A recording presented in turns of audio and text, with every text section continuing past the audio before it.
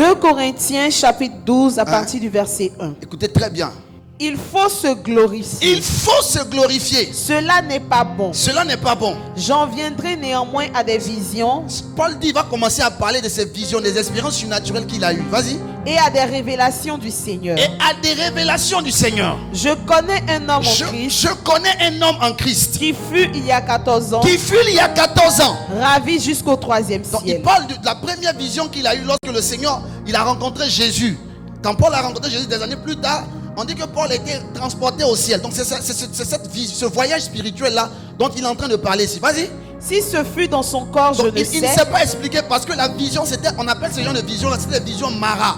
Des visions où c'est des apparitions. Ce n'est pas des visions hologrammiques ou des flashs, mais ce sont des apparitions où un ange t'apparaît. Tu peux le toucher, il peut te toucher.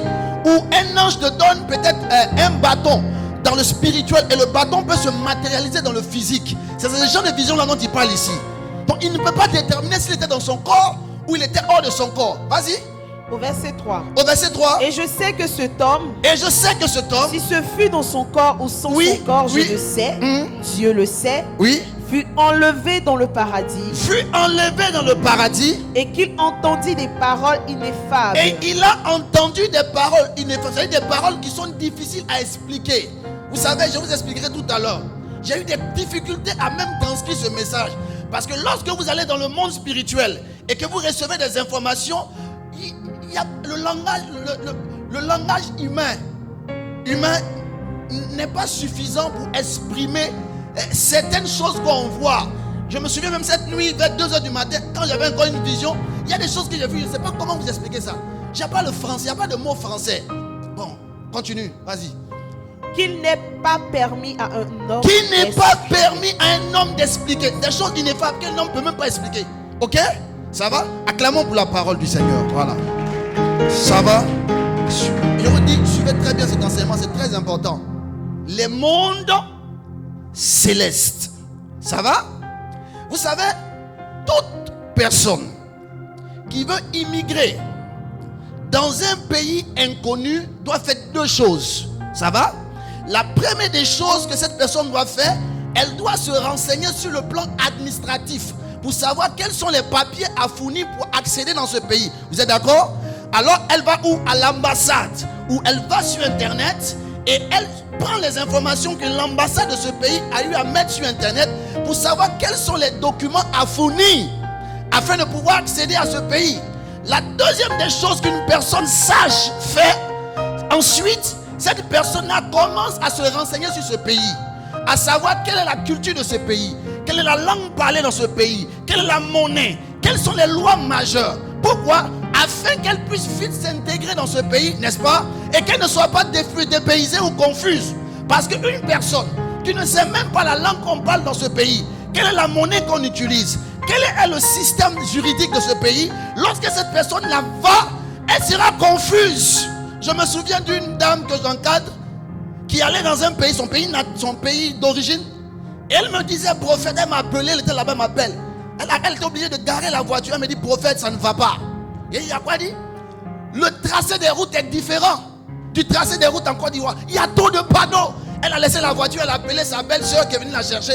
Elle a pris le tram. Elle ne pouvait pas. Pourquoi? Parce qu'elle ne connaît pas. Ok? Et il en est de même pour une personne qui veut immigrer dans le royaume des cieux. Une personne qui veut immigrer dans le royaume des cieux doit faire deux choses. La première des choses, elle doit se mettre en règle sur le plan administratif. Et cela consiste à donner sa vie à Jésus comme Seigneur et Sauveur, à le recevoir, à naître de nouveau. C'est la première des choses. Aller à l'église, avoir un papa pasteur, avoir un homme prêtre, être dans une communauté, être responsable, être prophète, c'est pas ce qui garantit le salut, l'accès là-bas. Parce que tu peux même connaître le président d'un pays, mais pour accéder à ce pays, il te faut dans ton passeport quoi? Ceux qui ont voyagé là. Hein? On dit il y a différence entre voyager et puis partir. Voilà, on dit voilà. On dit, c'est ça non? On dit par avion, puis part, lui voyage. C'est pas ça? Hein? Ça va? Donc, il te faut Jésus. Il faut que tu naisses de nouveau. Naître de nouveau, C'est une expérience surnaturelle qui commence le jour que tu as reçu Jésus dans ton cœur, pas dans ta tête, dans ton cœur comme ton Seigneur et ton Sauveur personnel. Mais la deuxième des choses que tu dois faire à la suite, tu vas commencer à étudier, à t'instruire sur le royaume des cieux, à savoir comment le royaume des cieux est, quelle est la monnaie là-bas, comment ça fonctionne, quelle est la situation géographique du ciel et du royaume des cieux, qu'est-ce qui s'y trouve là-bas. Gloire à Dieu. Donnez-moi un amen si vous êtes là. Ou bien, vous n'avez pas qu'à prêcher chaud là, prêchez doucement. Hein? Quand il dit amen là. Hein? Donc, suivez-moi très bien. Si on observe bien l'histoire de l'église, vous allez voir que pendant de nombreuses années, l'église a beaucoup fait la première chose. L'église a prêché l'évangile. L'église a gagné de beaucoup d'âmes. Et par la grâce de Dieu, beaucoup de personnes sont devenues des citoyens du royaume. Toi et moi, nous sommes citoyens du royaume des cieux, n'est-ce pas? Nous sommes citoyens. Nous sommes citoyens. Le ciel nous connaît. Nous avons notre pièce. Nous sommes reconnus par le ciel. Nous ne sommes pas des étrangers dans le royaume des cieux. Nous sommes des fils légitimes de Dieu. Alléluia. Nos noms sont inscrits dans le livre de vie. Dans le livre de famille de Dieu. Nous sommes héritiers de Dieu, co-héritiers du Christ. Nous sommes petits frères de Jésus-Christ de Nazareth. Donne-moi la main si tu es là. Mais si vous observez bien dans l'église, beaucoup de fois, on a peu enseigné sur le royaume des cieux. Ce qu'on sait du royaume des cieux, ce qu'on sait du paradis, c'est que là-bas les routes sont en or.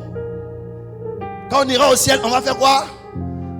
Non, dites ce que nous sommes, c'est adorer. On va l'adorer et au ciel, on va se reposer. Au ciel, nous avons une maison. Voilà ce qu'on sait. Mais est-ce qu'on peut connaître? On connaît plus encore. Pendant des années, c'est ce qui a été toujours dit. Et j'ai comme l'impression que quand vous écoutez les gens qui parlent du ciel, c'est comme si le ciel c'était un petit jardin. N'est-ce pas? C'est un jardin où il y a les animaux. C'est ça, les témoins de Jéhovah, ils sont trop forts dedans. Il y a des animaux, on va jouer dedans. Ou bien tu entends certaines personnes dire que c'est comme l'impression que le ciel c'est une ville. N'est-ce pas? C'est une ville, c'est ça non, Karine? C'est comme une ville. La ville là, comment on appelle ça? C'est joli, il y a des choses. C'est ça ce qu'on a montré. D'autres diront que le ciel c'est une montagne. C'est une montagne, Jésus est sur la montagne. Mais il y a quelque chose qui ne va pas. Mais si un chrétien, des prédicateurs commencent à vous parler du séjour des morts, du monde des eaux, vous parlez de la sirène des eaux, vous parlez de l'enfer, tu es étonné, on dirait qu'il dort là-bas. Mais il ne connaît même pas le pays, le royaume auquel il appartient. Il y a quelque chose qui ne va pas. Donne-moi la main si tu es là. Voilà pourquoi ce message est venu. Ce message-là est venu apporter un plus à ce qui était déjà dit. Je ne suis pas venu contredire, mais ajouter un plus. Et vous allez entendre des choses qui peut-être vont vous choquer. Des choses qui vont mélanger votre doctrine. Mais s'il vous plaît, la sagesse, c'est d'écouter et d'interroger le Saint-Esprit et les Écritures. Ne soyons pas bordés. Un homme a été tué parce qu'il a dit que la tête tourne. On l'a tué juste parce qu'il a dit que la tête tourne. Et en cette période, on a dit que la tête, c'est pas possible. N'est-ce pas? Que la tête tourne autour du soleil, c'est faux. Et il a été tué. Des années plus tard, on a découvert que ce qu'il disait était. Donc, s'il vous plaît, pourquoi l'église est en retard? Pourquoi nous, les chrétiens, on est bloqués dans les choses spirituelles? Parce qu'on ne sait pas faire avoir ce qu'on appelle l'ouverture d'esprit. L'ouverture d'esprit te donnera d'écouter et de capter la vérité dans tout ce que tu entends. Écoutez-moi, la vérité elle est relative, hein? Et la vérité reste humiliable. Qu'elle sort de la bouche d'un féticheur, c'est la vérité. Qu'elle sort de la bouche d'un fou, c'est la vérité. Peu importe celui qui dit, mais la vérité c'est la vérité. Donc s'il vous plaît, ne considérez pas ma personne, ne considérez pas mon âge, parce que dans le monde spirituel, il n'y a pas une question d'âge. Dans le monde spirituel, il y a une question de dimension. Voilà pourquoi un enfant peut naître, il a 5 ans, mais il est un patriarche dans la sorcellerie. Parce que ça n'a rien à voir avec l'âge. Quelqu'un peut avoir 50 ans, mais il est son fils. Et malheureusement, aujourd'hui, nous les chrétiens, on célèbre, on honore des personnes à cause de leur année, à cause de leur ancienneté. Attention, Le spirituel n'a rien à voir avec l'ancienneté. Donne-moi amen si tu es là. Ça va? Il existe deux univers. Maintenant, c'est là que j'ai besoin de toi, Joseph. Viens. Donc, si Joseph se lève, quelqu'un va prendre sa place. Eva, viens devant. Non, pour ne pas qu'il y ait le vide ici. Il existe deux univers, n'est-ce pas? Le premier univers, viens ici, là, on va faciliter la tâche. Deux univers.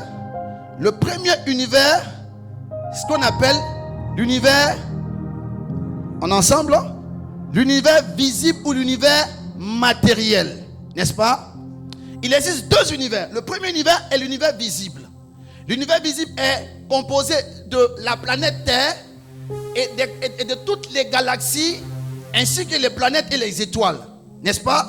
Et les astronomes, j'ai fait des recherches, les astronomes disent qu'il existe 2 billions de galaxies. Billion, c'est au-dessus de milliards. Ok? Millions, milliards, billions. On dit qu'il existe 2 billions de galaxies. Maintenant, suivez-moi très bien. Les astronomes disent qu'une galaxie peut avoir entre 200 ou 400 milliards d'étoiles et 100 milliards de planètes. Ok?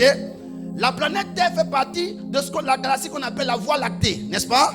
La Voie lactée, dans la Voie lactée se trouve le Soleil et 100, et comme on appelle ça, 100 milliards de planètes, n'est-ce pas?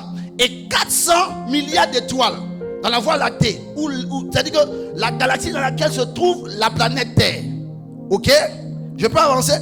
Maintenant, écoutez-moi très bien. Il est démontré qu'une étoile fait 2000 fois le diamètre du Soleil. Or, le diamètre du Soleil est mesuré à 1,2 million de kilomètres. Est-ce que vous entendez? Le Soleil a son diamètre. C'est-à-dire que, vous connaissez le diamètre? Le diamètre fait 1,2 million de kilomètres. Donc, ça veut dire que le diamètre, comment on appelle ça? D'une étoile, c'est 2,4 milliards de kilomètres. Maintenant, le diamètre de la Terre, c'est 12,700 et quelques poussières kilomètres. 12,575 000 kilomètres. Donc, ça veut dire, est-ce que vous entendez? La Terre, là, son diamètre, ça fait 12 000. Donc, sur le 12,7 kilomètres. 12,7 000 kilomètres. Maintenant, le diamètre du Soleil, ça fait 1,2 million de kilomètres. Maintenant, le diamètre d'une étoile, c'est 2,4 milliards. Donc, si une étoile tombe sur la Terre, c'est comme Caterpillar qui prend Yango, comment on appelle ça, Alto. Est-ce que quelqu'un comprend de quoi il parle? Donnez-moi la main si vous comprenez. Maintenant, donne-moi la main. Est-ce qu'il y a quelqu'un ici qui a déjà visité toute la Côte d'Ivoire? Tu connais toute la Côte d'Ivoire, dans tous les mètres et les kilomètres. Il y a quelqu'un ici? Et vous croyez qu'il y a quelqu'un comme ça en Côte d'Ivoire qui existe? Est-ce qu'il y a quelqu'un qui a déjà visité toute l'Afrique, toute l'Europe, toute l'Asie, à plus forte raison, tout le monde? Donc, vous voyez comment l'univers visible, elle est vaste. Il faut des milliards d'années de lumière à un homme pour visiter tout l'univers visible. Et l'univers visible, c'est la Terre, ceux qui l'habitent et ce que contient la Terre, ainsi que les galaxies. Est-ce qu'on peut dire qu'il existe des vies humaines, des vies pas humaines, des vies, des présences de vie sur des étoiles, dans les planètes? Oui ou non? On ne peut pas donner des réponses. Mais ça là, où est les chrétiens qui vont discuter dessus? On dirait qu'il est déjà allé là-bas. Personne ne sait si sur les galaxies là, mon frère, il y a des êtres qui vivent. C'est que nous savons sur la Terre. Et je vais vous choquer. La population mondiale est estimée à 1,8. On a 1,4, on est monté 8,15 milliards d'habitants. Tu as déjà vu tous les habitants là?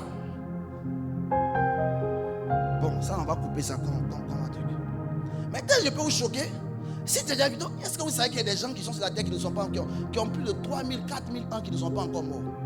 Bon, ça je vous informe puis je ferme.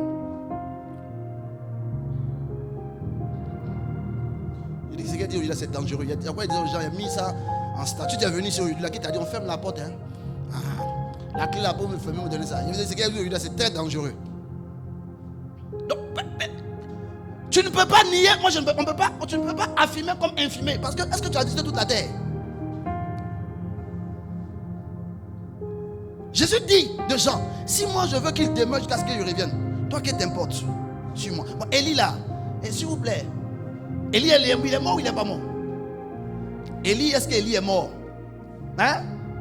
Élie n'est pas mort, non? Enoch, est-ce que Enoch est mort? Hein? Enoch n'est pas mort. Ils sont où?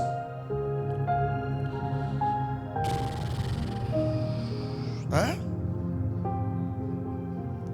Ils sont où? Ils sont où ça? C'est toi qui Élie. D'accord. Tu mets les choses de ta vie là, après tu peux assumer ça. Ça va? Je peux avancer? Je peux avancer? Si je peux avancer, dis avance. Donc on a l'univers visible. Ça va? Ça va? Donne-moi. Le deuxième univers qu'on a, c'est l'univers. On lit ensemble l'univers invisible ou immatériel ou l'univers des esprits. Suivez-moi très bien. L'univers invisible ou l'univers des esprits est des milliards plus vaste que l'univers matériel et des milliards plus peuplé que l'univers visible. Je vais quelque part, je vais te poser les bases. Il faut que vous suivez très bien où je vais. Donc, je vous dis, il existe deux univers. Le premier univers, c'est quoi? L'univers visible dans lequel nous vivons. Et nous vivons sur l'une des planètes de cet univers-là. Ok? Mais en parallèle à cet univers-là, il existe un univers qu'on appelle l'univers invisible. Cet univers-là, il est plus vaste, il est plus grand, il est plus peuplé que l'univers visible. Ok? C'est pas qu'on dit invisible, c'est pas dit c'est quelque chose qu'on peut voir avec une loupe ou non, invisible parce que on ne peut pas, le monde matériel ne peut pas le voir, il est immatériel. Ça va? Ça va? Je peux avancer? Vous comprenez? Maintenant, suivez-moi très bien.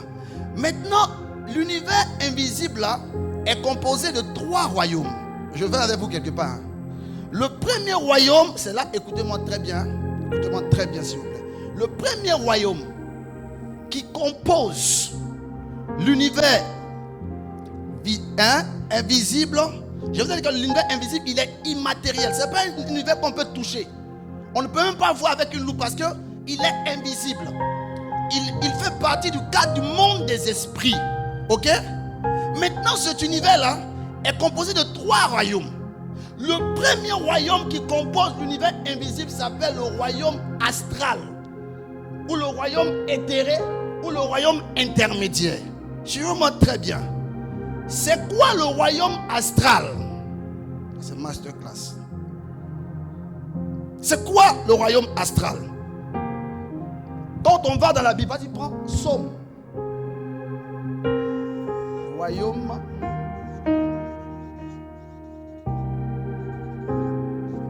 astral éthéré ou intermédiaire. Ok, Psaume 139 verset 16, je crois. Ok. Vas-y, Psaume 139 verset 16. Je veux que tu lises doucement. Doucement. Mais lui il est en train de dire quoi? Il nous amène où ça même? Suivez seulement, on va quelque part. On va parler des mondes célestes. Psaume chapitre 139 verset 16. Quand je n'étais qu'une masse informe. Quand je n'étais qu'une masse informe. David est en train de parler de sa création. Il parle de son... il parle ici de sa préexistence. C'est-à-dire qu'avant qu'il n'existe physiquement. Ok? Il dit quand j'étais une masse informe. Tes yeux me voyaient. Tes yeux me voyaient informe. C'est-à-dire que je n'avais pas de forme, n'est-ce pas? Je n'étais pas formé. Je n'avais pas de forme. J'existais, mais je n'avais pas de... C'est ça, informe, c'est quoi? C'est quelque chose qui n'a pas de forme. Suivez, s'il vous plaît. On est ensemble, non? Ça vous intéresse pas? Si. Hein? Amen. Ça va y aller en France pour prêcher ça là. Wallahi, ça les remplit parce qu'ils aiment les trucs comme ça. Hein? C'est quoi? qu'il y a une forme qui n'a pas de Forme. Donc, mais ça existe. Tout à l'heure, vous allez comprendre quelque chose. Vous savez qu'il y a une différence entre créer et former. Vous savez ça, non? On viendra toujours, je vous expliquerai quand on avancera dans l'enseignement. Ok? Il dit que quand j'étais quoi? Quand je n'étais qu'une masse informe. Une masse. Donc ça veut dire que c'est quelque chose qui existait, qui avait comme une image. Ok? Informe. Oui? Tes yeux me voyaient. Donc Dieu le voyait. Pourquoi? Parce qu'il était invisible. Mais le monde matériel ne pouvait pas le voir. Mais il était là. Oui? Et sur ton livre Ok? étaient tous inscrits les jours qui m'étaient destinés. Ok, merci. Assieds-toi. Vas-y, Hébreu chapitre 11, verset 3. Hébreu chapitre 11, verset 3. Hébreu chapitre 11. Hébreu chapitre 11. Il y a des gens qui sont en train de pleurer, mon message, il ne peut pas venir. Le message, c'est là, il peut prêcher ça la deuxième fois. Prochainement, il fait max sur 50 000 francs à l'entrée. C'est ce qu'il a fait. Donne la valeur à ce que tu dis. Oui. Hébreu chapitre 11, verset 3. Oui. C'est par la foi C'est par la foi que nous reconnaissons que nous reconnaissons que le monde a été formé par la parole de que Dieu. le monde a été formé par la parole. Le monde a été formé. Allez-y, vas-y. En sorte que ce qu'on voit plutôt Hein? n'a pas été fait de choses visibles. Donc le monde matériel n'a pas été fait De choses visibles. de choses Visibles. matérielles, visibles. Donc choses matérielles. Quand on voit invisible et visible, j'ai dit quoi? Le monde visible, c'est le monde matériel. Ok, l'univers matériel. Mais ce qui est invisible, ok, c'est le monde invisible. Ah, ça va? Je peux continuer? Donc c'est quoi le royaume astral? Le royaume astral est le royaume à partir duquel la terre a été calquée pour être créée.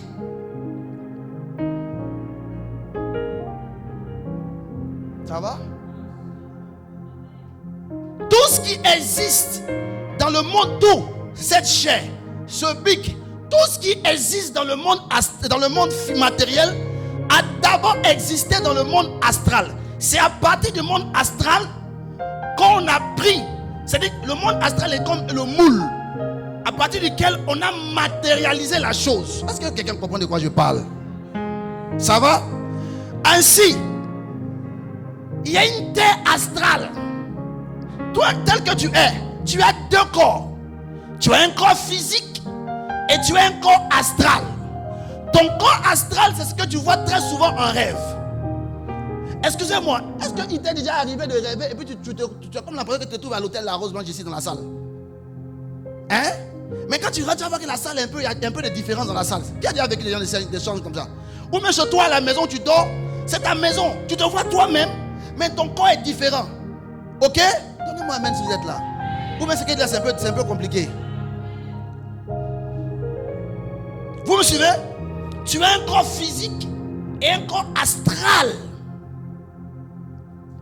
C'est le corps astral que tu vois en rêve. Et je vous dis, tout ce qui existe est d'abord astral avant d'être physique. Pour qu'on puisse créer le micro était d'abord astral.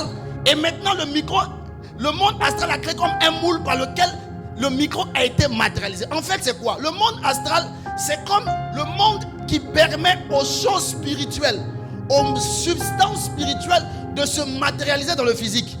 Parce que les substances spirituelles ne peuvent pas se matérialiser d'elles-mêmes. Elles doivent passer par un canal. Ce canal-là, c'est ce qu'on appelle le monde astral. Est-ce que vous comprenez?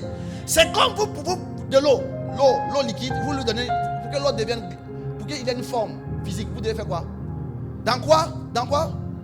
Dans un contenant. Et le mettre dans un endroit où ça peut geler. Mais pour que ça puisse avoir la forme, l'eau prend la forme, la glace la prend la forme du moule, n'est-ce pas? Donc, le monde astral là, c'est le moule. C'est-à-dire que voici le royaume astral. Ok? Et c'est quand astral? Royaume. Ok? C'est quand ce royaume-là est créé, quand les choses existent dans ce royaume-là, que la forme physique se matérialise. Je vous ai dit quoi tout à l'heure? On a deux corps, le corps physique et le corps astral. Je vous ai comprendre tout à l'heure où je suis en train de partir avec vous. Le corps physique est lié au corps astral parce qu'on appelle le cordon d'argent. Ecclésiaste chapitre 12, verset 8 à 9, pour ceux qui notent. Quand les mystiques font ce qu'ils appellent le voyage astral, en fait, leur corps astral se connecte à leur âme pour aller dans l'univers astral. Parce que l'univers astral, c'est un univers où il y a des énergies. Et ces énergies-là sont impactées par les pensées. Ok? D'où vous allez constater que les francs-maçons, les kabbales, donnez-moi les kabbalistes, les rosicruciens, les magiciens, les bouddhistes, tout ce que vous connaissez, ok? Vous allez voir qu'il y a une doctrine qu'on appelle la pensée positive. Où on dit que quand tu penses une chose, à force de te concentrer sur cette pensée-là, la chose se matérialise. Pourquoi? Parce que ce qui permet d'évacuer des énergies dans le monde astral, ce sont les pensées, les émotions et la volonté. C'est pourquoi vous allez voir ce qu'ils font, la concentration dans le yoga. Ils font la concentration pour émettre des vibrations et aller capter. Excusez-moi. Vous avez posé une question, comment les magiciens font pour faire apparaître des choses? Deuxième chose, comment les sorciers font pour faire la foudre, pour frapper quelqu'un? C'est à partir du monde astral qu'ils manipulent les choses. Quelqu'un peut ouvre la Bible, Apocalypse chapitre 13, de verset 13. Apocalypse chapitre 13, de verset 13. Ne t'inquiète pas, celui qui a fait le montage, tu vas écouter. Toi seul. Non, faut t'arrêter. Apocalypse chapitre 13, verset 13. Vas-y, on dit quoi? Apocalypse chapitre 13, verset 13. Elle opérait de grands prodiges, même jusqu'à faire descendre du feu du ciel sur la terre. On parle de la bête. On dit la bête était capable. C'était un esprit. Il était capable même de faire descendre le feu du ciel sur la terre. Mais ce feu-là quittait où? C'est le monde astral. Parce qu'aucun esprit ne peut opérer dans le monde physique sans utiliser l'énergie du monde astral. Ce n'est pas possible. Le monde astral n'est ni démoniaque ni divin. C'est un monde neutre. C'est l'intermédiaire entre le monde physique et le monde spirituel. C'est l'endroit où, je vous donne n'importe, je vous ai dit tout à l'heure, pour que la glace devienne physique, il faut forcément qu'elle ait un moule. Donc pour que les choses spirituelles se matérialisent, écoutez, c'est dans le monde astral que les anges passent. Les anges qui se donnent de la peau physique là. Les anges qui viennent physiquement, c'est là-bas ils passent pour s'habiller avant de venir sur la terre. Le jour que l'homme meurt, son corps physique va dans la terre et ce corps là devient de la poussière et il s'en va. Mais le corps astral s'évapore. Le corps astral n'est pas éternel.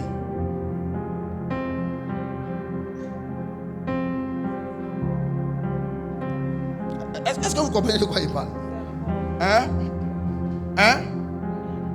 Alors, les francs-maçons, les mystiques, c'est là-bas, ici, ils tirent les puissances. Dans le monde astral, c'est là-bas ils vont. Vous avez entendu quelque chose qu'on appelle le voyage astral, c'est là-bas. Parce qu'il y a une condensée d'énergie là-bas. Est-ce que vous savez que dès que vous commencez à penser, vous créez des formes dans le monde astral et libérer des énergies. Et ceux qui savent manipuler le monde astral peuvent prendre ça pour retourner contre vous. Bon, c'est pas l'école de prophète, c'est l'école de prophète. Il y a des choses qu'elle explique en plus en profondeur. Ça va? Je peux avancer? Avance prophète. Je peux avancer? Avance prophète. Je peux avancer? Avance prophète. Ok. Donc il y a ce premier royaume là. Nous les enfants de Dieu, on n'a pas besoin de travailler avec cette puissance. On a la puissance suprême qui est la puissance du Saint-Esprit. Yes. On a la puissance de Jésus. On a la puissance du Dieu vivant. Yes. Ceux qui travaillent avec la puissance astrale sont des mystiques, sont des occultes. Nous, on n'a pas besoin de ça. Vous allez voir les gens qui travaillent à la puissance du monde astral sont obligés d'entrer dans un sacerdoce de négociation où ils sont obligés de faire des cérémonies, faire des incantations, faire des prières. Vous allez voir ceux qui font la magie, ceux qui sont dans l'astrologie. Il y a des prières qu'ils font. C'est l'une des choses qui me permet de reconnaître quand quelqu'un lui travaille le Saint-Esprit, ne travaille pas le Saint-Esprit. Vous allez voir, il est obligé d'utiliser certains supports. C'est pas mauvais. Moi je crois au prophète, dans le prophète il y a le support, j'utilise les supports. Mais vous allez voir que il ne peut même pas faire une prière sans support. Il y a quelque chose qui ne va pas. Parce qu'il est dans un sacerdoce de négociation. Avec certains démons qui contrôlent le monde astral. Donc puisqu'il est entré en contact avec... Écoutez-moi. Est-ce que vous savez que... Bon, c'est bon, on va avancer. Avance prophète. Donnez-moi amen s'il vous plaît. Ça c'est un. Il y aura 2. Ça va. Donc on finit. Il y a le monde astral. Le deuxième royaume qui se trouve, c'est ce qu'on appelle le royaume des ténèbres. Ok? Ça, je ne vais pas durer dedans. Nous tous connaissons le royaume des ténèbres. L'une des erreurs qu'on commet, on pense que le royaume des ténèbres, c'est en bas. D'abord, un même là. Et où choqué, il n'y a pas en bas. Parce que la terre, là, la terre, c'est une planète, non? C'est une planète. La planète Terre, où ça? Elle est suspendue dans l'atmosphère comme ça. Montez-moi en bas et en haut de l'atmosphère. En fait, ce que vous devez savoir, tous ces royaumes-là entourent la terre. Ils ne sont ni en haut ni en bas. Même, il y a vous choqué. Le ciel n'est pas en haut. Le ciel est à l'est. Bon, je ferme la parenthèse, je continue. Vous allez comprendre ça. Oh, c'est fort. Est-ce que vous suivez? Mais j'avance. Donc, il y a le royaume des ténèbres. Je ne perds pas mon temps dans le royaume des ténèbres. Le royaume des ténèbres n'a pas été créé par Dieu. Donc, normalement, quand Dieu avait créé toutes choses, dans le royaume, dans l'univers invisible, il y avait seulement que 2 royaumes. Il y avait le royaume astral et le troisième royaume dont je parlerai tout à l'heure. Mais le royaume des ténèbres est né de la rébellion du diable. On voit ça dans Ésaïe 14. La rébellion du diable, lorsque le diable a voulu aller s'asseoir, prendre la place de Dieu, voulait faire le coup d'état. La Bible dit qu'il a été précipité, n'est-ce pas? C'est de là qu'est venu le royaume des ténèbres. Sinon, Dieu n'a pas créé le royaume des ténèbres, n'est-ce pas? Le royaume des ténèbres a été une conséquence. C'est comme une fille qui bon, ça c'est pas un bon exemple. Vous avez compris c'est quoi il voulait dire, non? Ok. La conséquence c'est la grossesse. Vous avez tout compris. Troisième royaume, donnez-moi amen s'il vous plaît. Troisième royaume, c'est le royaume des cieux. Matthieu 4 verset 17 a dit, dès ce moment Jésus commençait à prêcher, il a dit, répentez-vous car le royaume des cieux est proche. Et c'est du royaume des cieux que je veux qu'on parle ce soir. Acclamez pour le Seigneur Jésus-Christ de Nazareth. Ça va? Maintenant, écoutez-moi très bien, je vais quelque part avec vous. Nous avons lu Genèse chapitre 1, verset 1 à 8. Si vous m'entendez très bien, au commencement, Dieu n'a pas créé le ciel et la terre. Au commencement, Dieu a créé plutôt les cieux et la terre. Ouvrez la Bible. On va quelque part. Dieu n'a pas créé le ciel et la terre. Dieu a plutôt créé les cieux et la terre. La grande partie, en grande partie, les théologiens croient que en Genèse chapitre 1 et Genèse chapitre 2, il y a des milliards d'années qui se sont écoulées. Est-ce qu'on peut lire Genèse chapitre 1 et Genèse chapitre 2 ensemble? Ouvre la Bible, Christelle. Vas-y, Genèse chapitre 1, verset 1 à 2. Commence verset Genèse chapitre 1, verset 1. Genèse chapitre 1, partie du verset 1. Au commencement, Dieu créa les cieux et la terre. Arrête-toi là. Au commencement, Dieu a créé quoi? Les cieux et la terre. Pas le ciel, mais les cieux et la terre. Verset 2. La terre était informe et vide. Arrête-toi là. Les théologiens disent en grande partie que au commencement, Dieu créa les cieux et la terre. Et la terre était informe et vide. Il y a au moins des milliards d'années qui sont écoulées. Et les théologiens disent même, en fait, ce verset ne doit pas dire la terre était informe et vide. Mais on doit dire la terre devint informe et vide. Devenir et être, c'est pas la même chose. Vous savez, toute création a la marque et la nature de son créateur. Dieu est parfait, il ne peut pas créer des choses imparfaites. Yes. Et vous savez, suivez très bien. Au commencement, Dieu créa. Arrête-toi là. Au commencement, Dieu créa. Non, au commencement, Dieu. Donc, ça veut dire qu'avant toute existence qui existait, Dieu. Ok, maintenant, s'il vous plaît, d'où vient l'eau? D'où vient l'eau? Donc, l'eau là, l'eau est apparue d'elle-même quoi? Hein? Mais Dieu a créé l'eau où? Question. C'est fort. Dieu a créé l'eau où? Écoutez-moi. Genèse chapitre 2 jusqu'au verset 31 donne le récit de la réformation de la terre. Il y a une différence entre créer et former. Ce que je vous disais tout à l'heure. Créer, c'est amener quelque chose à partir du néant.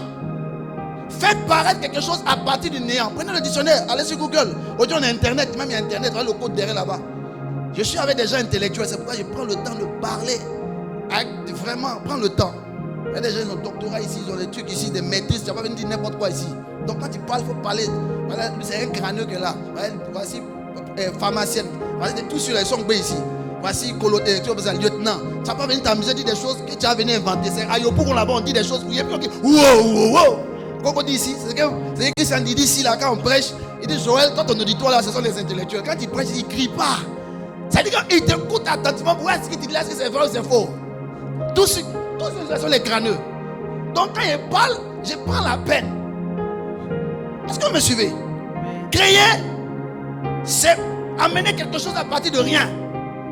La seule personne qui est créateur, créatrice, c'est Dieu. Personne n'est créateur. L'homme est inventeur. L'homme est formateur. L'homme n'est pas créateur. Personne n'a créé. Qui est un homme célèbre pour dire créer, c'est faux. Ce tableau, tu n'as pas créé parce que tu as inventé le tableau.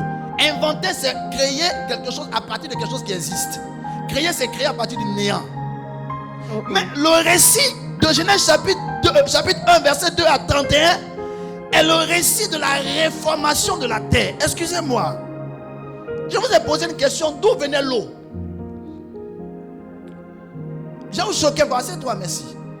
Deuxième question. Est-ce que, montrez-moi un verset de la Bible où on montre comme le récit de création des montagnes.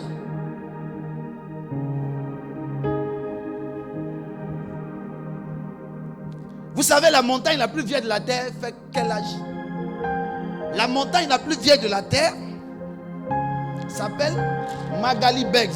Je vais vous écrire. Ça s'appelle Magalies. C'est ça, non? Voilà. Yes. C'est en Afrique du Sud. Afrique du Sud. Et c'est âgé de 2 milliards d'années. La montagne la plus vieille fait 2 milliards d'années. Pourtant, quand vous allez sur Internet, on dit la Terre, depuis sa réformation au temps d'Adam jusqu'à aujourd'hui, est âgée de 6,5 000 années. Bon, excusez-moi. Si la montagne la plus vieille fait 2 milliards, et nous, notre descendance depuis Adam jusqu'aujourd'hui, on a 6 000 ans. Il y a quelque chose qui ne va pas. Ça veut dire qu'il y a une terre qui existait. La terre existait avant qu'Adam ne vienne. C'est là que je vous explique que, en fait, Genèse explique le récit de la réformation de la terre. Parce que la terre a été détruite. Et même que vous choquez, si vous allez sur Internet, on vous dira que la terre, depuis Genèse 1, la terre depuis Genèse 1, Genèse, chapitre 1, verset 1, est âgée de 4,5433 milliards d'années.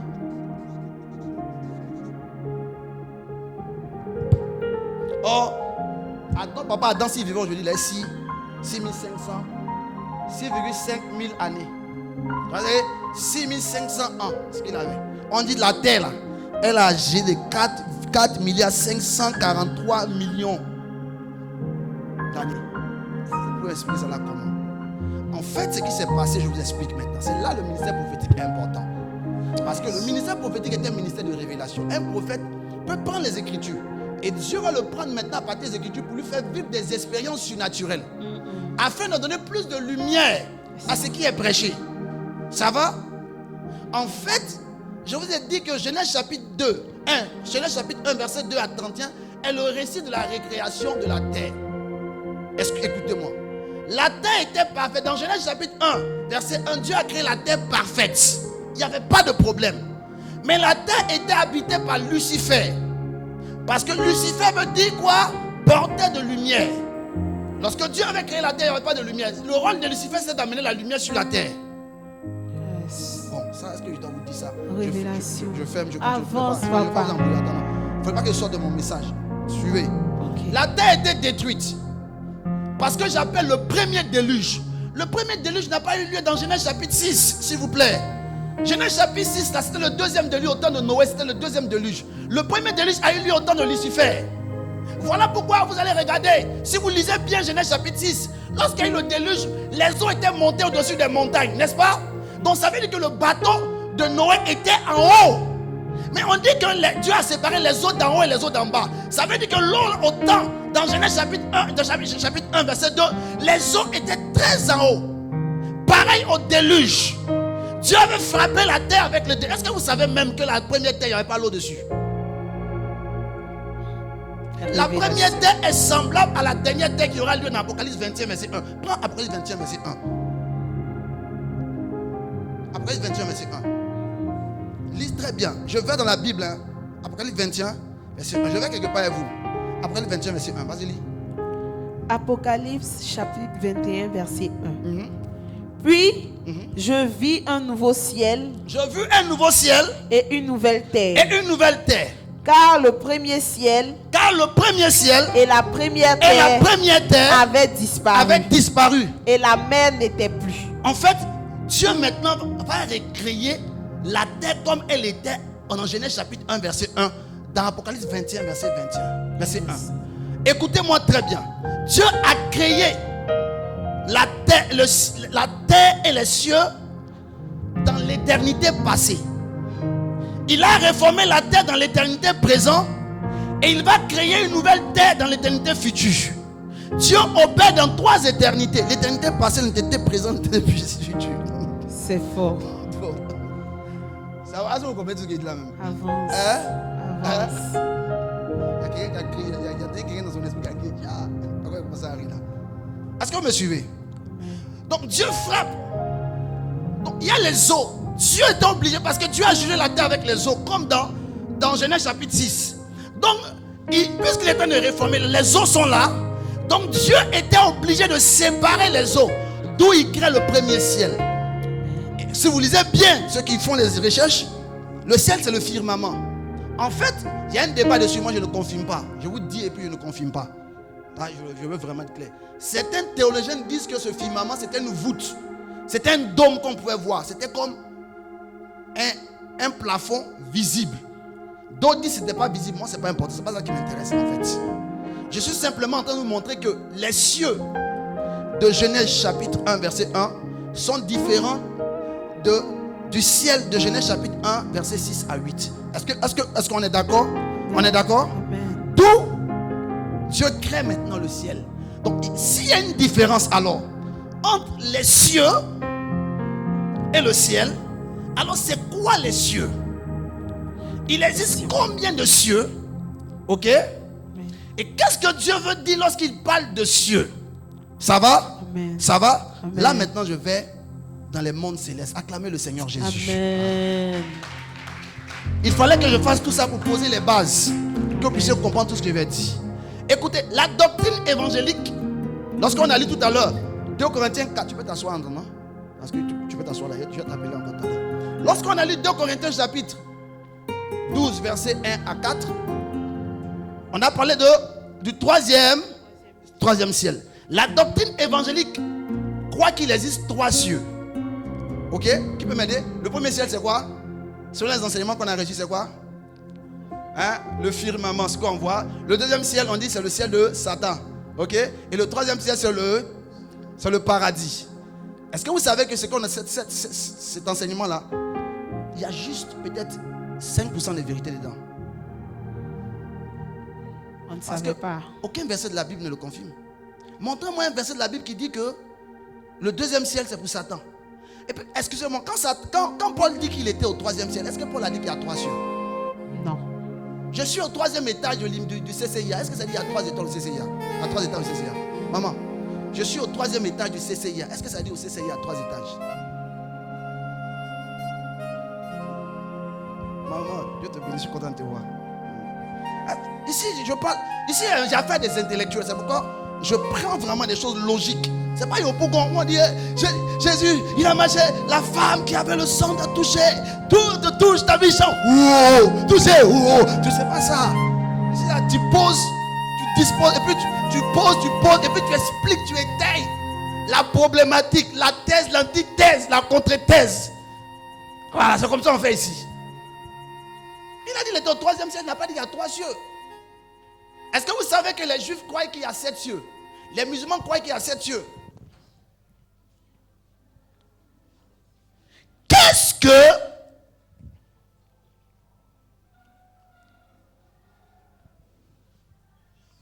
Paul voulait dire lorsqu'il parlait du 3e ciel? C'est de ça que je suis en train de vous parler. Avance. Je vais vous choquer. Dis choque-moi s'il te plaît. Choque-moi, prophète. Je suis désolé, il n'existe pas 3 cieux.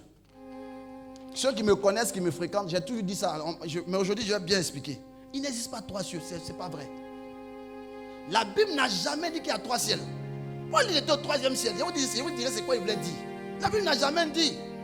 Maintenant, allons-y, je vais vous démontrer. Il existe des milliards de ciels. Regardez-moi comme ça. Je vais vous démontrer ça tout à l'heure.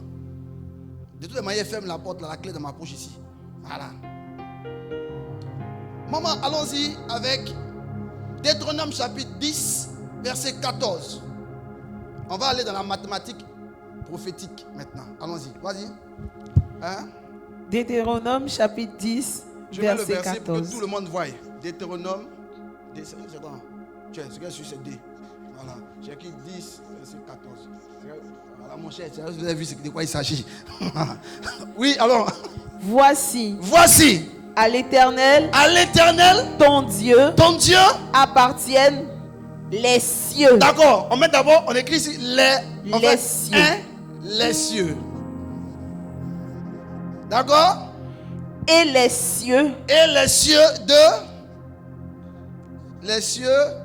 Non, c'est ça, c'est le même cieux là. Oui, non, et les cieux. Oui. Des cieux. Ok.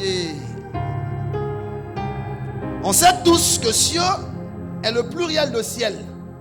Donc cieux, les cieux. Donc ici on a les cieux, donc on a des cieux qui se. Donc en fait c'est de ça là. Lui là, et puis des cieux. Donc ça fait, on a 2 fois les cieux qui se des cieux, des cieux, des cieux. Les cieux égale à au minimum un ciel plus un ciel. Donc c'est égal au moins au minimum, hein, au mini deux ciels. Ça va? Maintenant on dit encore des cieux. Donc des cieux maintenant, il attaque des cieux. Des cieux égale encore à quoi? Au minimum un ciel plus un ciel. C'est égal encore au minimum. Je mets au mini. Voilà. Au mini combien? 2 ciels. 2 ciels plus 2 ciels égale à 4 ciels. Donc pourquoi on dit il y a 3 ciels à l'église évangélique? Révélation. Choque-moi. Pourquoi l'église évangélique dit qu'il y a 4 ciels, il y a 3 ciels? Oh, ici, j'ai dit au minimum. Ça, ici, ça contredit déjà tout ce qu'on a dit depuis les années, qu'il y a 3 ciels. Ça contredit déjà. Ça contredit. Paul dit qu'il était au 3e ciel, non? Hein? Yes. Maintenant, ici, il vous démontre qu'ici, il y a 4 ciels. Et ce n'est pas un seul verset. Je vais vous donner plusieurs versets qui parlent des cieux, des cieux. Ce n'est pas Deutéronome 14 seulement. Je vous ai cité Romains 1 roi, chapitre combien? Il y a beaucoup de versets comme ça. Ce n'est pas que je ne voulais pas lire, ça prend du temps. Non, vous êtes des intellectuels. Vérité. Vous êtes très intelligents ici, je sais ça. Yes. Hein? J'ai fait une démonstration mathématique. Et je vous ai montré, Paul dit à 3 cieux. Nous tous ici là, on a dit ça, on a enseigné dessus. Que le premier ciel c'est le firmament. Le 2e ciel c'est le ciel de Satan. Et le 3e ciel c'est quoi? C'est le paradis. Maintenant, donc nous on a dit il y a combien de ciels, Bishop? Nous on a dit il y a combien? Il y a 3 cieux. Maintenant regardez ici. Ce verset là vient contredire tout ce que nous on a enseigné. Vous savez, Dieu n'est pas un Dieu de doctrine. Dieu est le Dieu de la révélation et de la vérité. Je vous dis tout à l'heure, la vérité là, elle est humiliable. Si elle sort de la bouche d'un féticheur, c'est la vérité. Si un féticheur dit quelqu'un qu'il est vilain, puis il est vraiment vilain.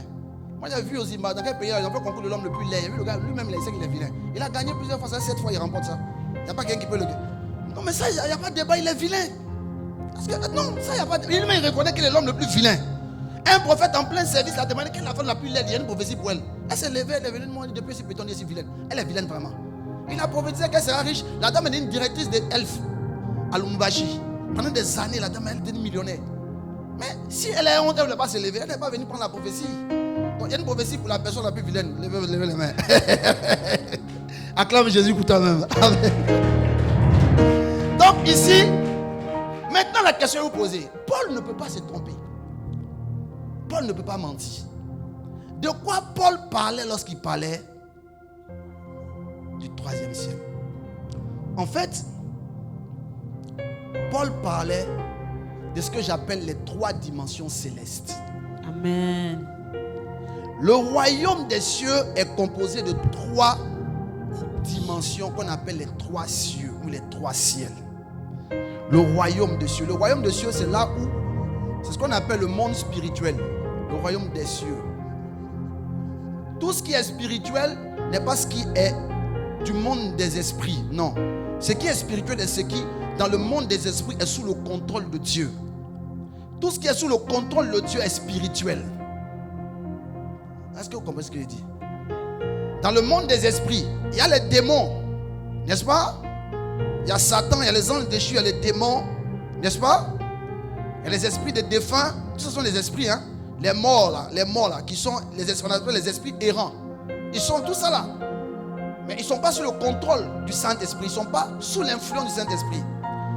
Tout ce qui est sous le contrôle et l'influence du Saint-Esprit s'appelle monde spirituel. Est spirituel. N'est-ce pas? Ça va? On peut voir ça dans 2 Corinthiens, 1 Corinthiens chapitre 3. On parle de l'homme spirituel et de l'homme charnel.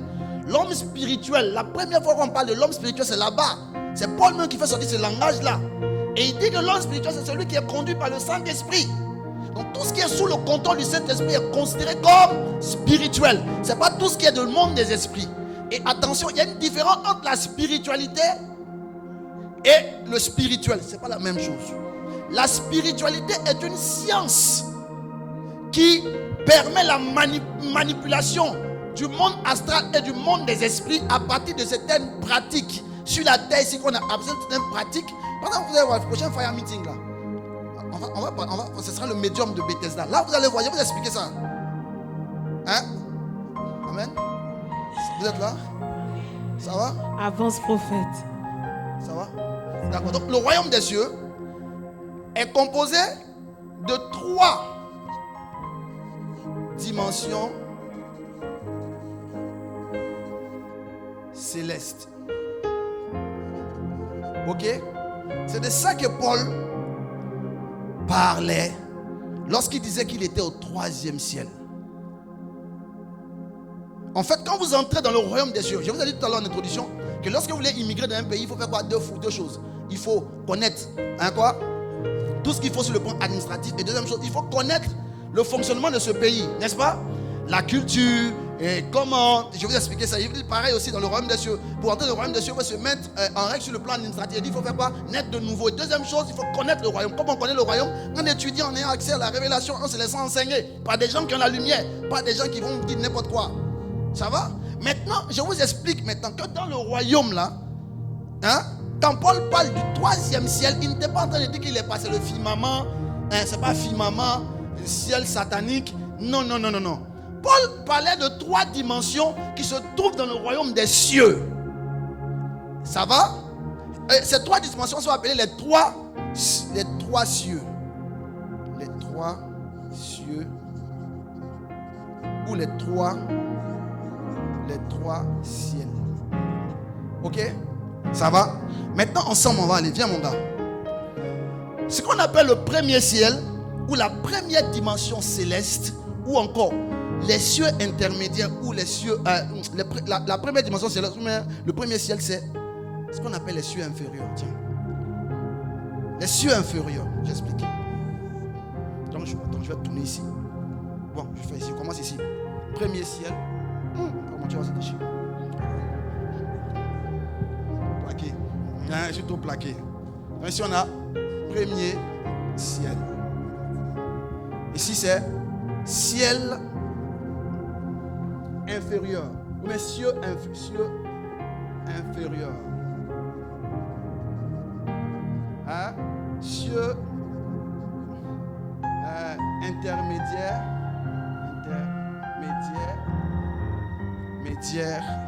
C'est ça, non? Et puis cieux, c'est le même nom, mais c'est moi qui donne plusieurs noms. Cieux terrestres. Vous allez comprendre pourquoi il appelle ça cieux terrestres. Ok? Ça, c'est le premier ciel. Maintenant, dans ce premier ciel-là, hein? Dans cette première dimension-là, c'est comme un immeuble. En fait, les trois cieux, c'est comme trois immeubles qu'on a superposés. Hein? Dans ici-là, hein?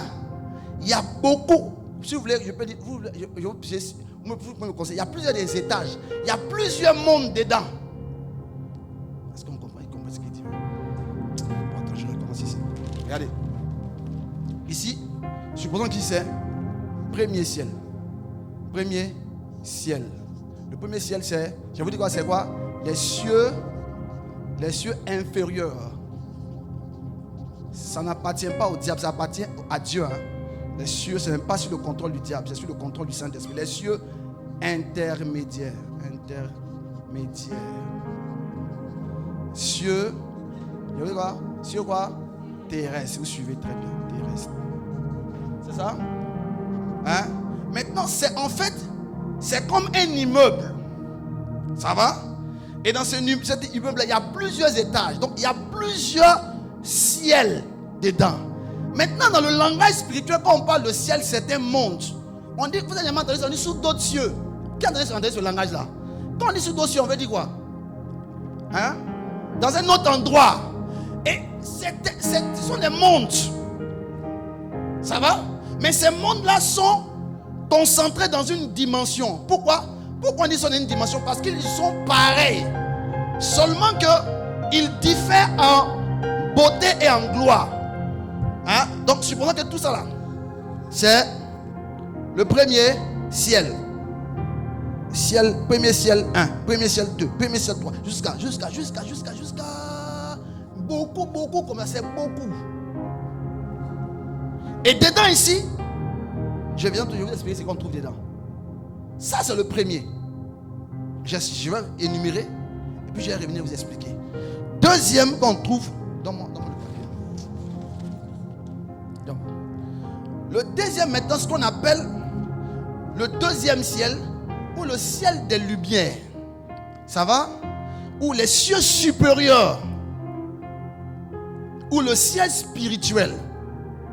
Vous allez comprendre pourquoi je dis ça. Ça va? Et il est pareil. Ils ont le même fonctionnement. C'est comme aussi un autre immeuble. C'est comme trois immeubles qu'on a superposés. C'est comme si on prend 3 fois le CCIA. Et puis on le superpose. Vous voyez cette image que je viens de donner, non? Vous comprenez? C'est comme on prend 3 fois le CCIA. Et puis on le superpose. Dans un CCIA, hein? Il y a combien d'étages? Moi j'ai fait mon stage d'abord, c'est pas 27 étages. Hein? 27. Donc on suppose qu'il y a 27. Est-ce que quelqu'un, maintenant supposons que CCIA 1 appartient peut-être au ministère de la Justice, et le ministre de la Justice est au 27e étage. Est-ce que quand quelqu'un au rez-de-chaussée de CCIA 1, il n'est pas dans CCIA 1, il n'est pas au ministère de la Justice? Si. Mais est-ce qu'il est plus proche du ministre de la Justice? Hein? Qui est plus proche du ministre de la Justice? C'est celui qui est au 27e, 26, 27. Ça va? J'essaie d'expliquer, c'est un peu compliqué, mais je vais utiliser le langage français humain pour vous expliquer ce que. C'est compliqué de vous expliquer, mais vous comprenez ce que je veux dire, non? Hein? Maintenant, ici, il y a le deuxième ciel. Attends, le deuxième ciel, ce qu'on appelle les cieux supérieurs. Normalement, quand quelqu'un meurt, normalement, dans le plan parfait de Dieu, quand on meurt, c'est si on doit venir d'abord.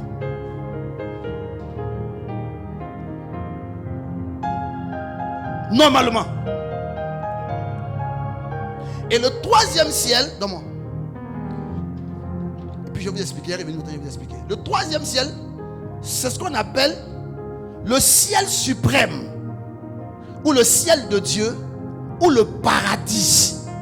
En fait, c'est là-bas que Dieu se trouve.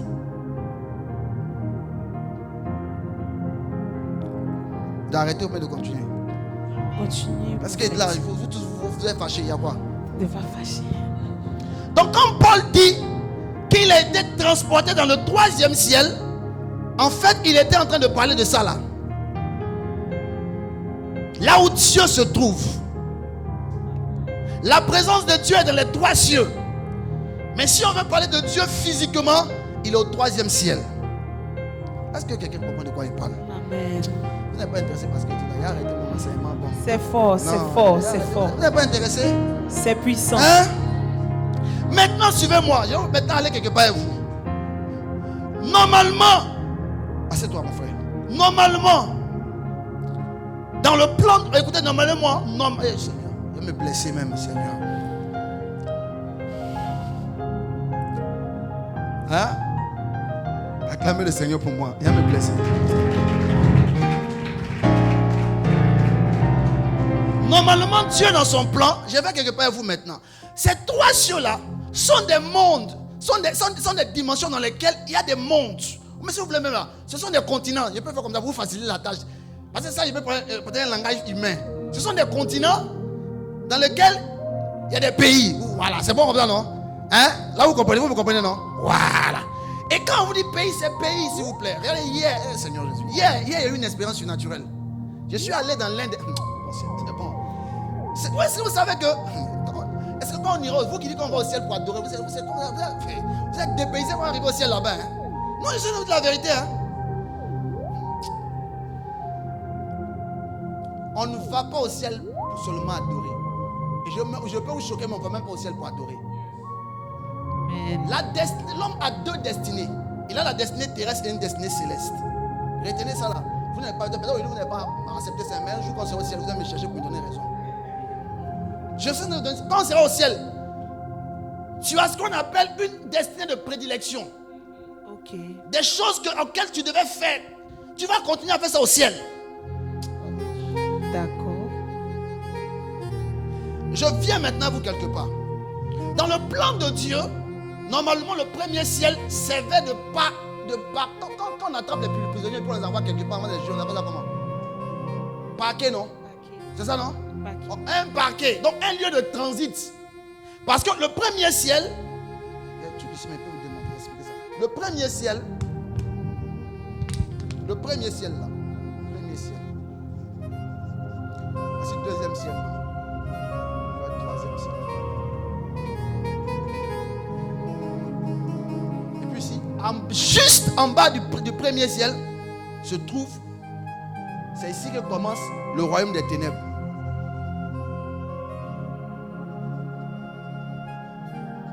Et ça descend jusqu'à dans les profondeurs de la terre. Et ça, les dimensions ténébreuses là, ça augmente plus vous descendez. Toute personne, normalement, quand les gens meurent, c'est ici ils viennent d'abord. Tout homme, à moins que toi, vraiment, ton degré de mal était trop mal sur la terre, comme Corée et Dathan. Là, tu vas directement en bas. C'est-à-dire là, Dieu même, on ouvre la terre et on t'amène. Est-ce que tu comprends? Mais normalement, quand les gens meurent, c'est ici qu'ils viennent. Premier ciel. Dans le premier monde du premier ciel, si vous voulez, dans la rez-de-chaussée du premier CCIA. Vous comprenez ce que je suis en train de dire, non? C'est ce que tout le monde vient. Et ici se fait un tri. Ceux qui avaient donné leur vie à Jésus, qui avaient la lumière en eux, vont commencer à monter vers le deuxième ciel. Ceux à qui on parlait de Jésus, ils venaient à l'église et puis ils font péard. Quand on leur parle, ils jouent avec leur vie. Je suis au sérieux. Parce que tout à l'heure, on va prier pour le salut des membres de notre famille. Moi, je ne suis pas venu faire exposer de connaissances. Je suis venu vous montrer que le ciel existe. Moi, il ne peut pas monter à prêcher s'il en fait. Parce que il est mieux de parler de la solution à quelqu'un. Quand tu parles plus de la solution, il va prendre conscience que ce qui est dans ton problème, là, il peut sortir de là.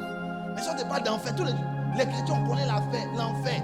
Et la Bible même défend de connaître les profondeurs du diable. Mais on connaît les profondeurs du diable. Combien de personnes aujourd'hui connaissent les profondeurs du ciel, les profondeurs des anges? On connaît les profondeurs du diable, on dit en musulman. Tout à l'heure, si un esprit passe, tout le monde peut discerner le type d'esprit qui est passé. Ça là, c'est un esprit de mort. L'atmosphère est sentie là. Hein? Ça là, il ressemble à un esprit de mort. Ou bien si une soeur rentre ici bizarrement, c'est qu'on ici on appelle comment? Fossile qui fait truc, qui fait éventail. Talon, on dirait Michael Jackson qui va. Hein? Ongle, on dirait truc la sorcière. Nous tous on dit c'est la sirène. Ça c'est Jésus. Pourquoi? Nous tous non. Prophète, faut pas la recevoir. Elle est venue t'attaquer. Vous tous avez dit ça ici. Pourquoi? Vous êtes discerné. Mais si tout à l'heure quelqu'un rentre ici et puis un ange à côté de lui, personne ne va savoir. Et si tout à l'heure je dis que je suis en train de voir un ange, lui, c'est lui, il voit toujours ange. Pardon, c'est Doyi, ouais. Vous savez faire rire, mais je suis au sérieux.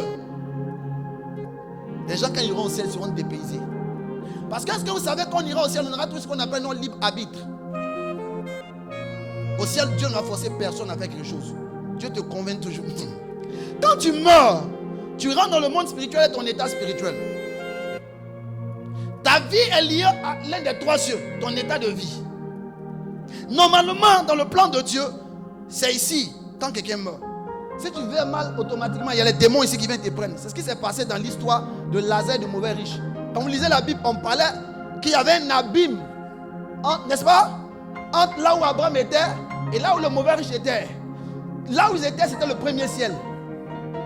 C'est pourquoi ils pouvaient voir les gens là-bas, on pouvait les voir. Mais quand vous rentrez ici, personne ne peut voir. Satan ne peut pas voir lui qui est ici.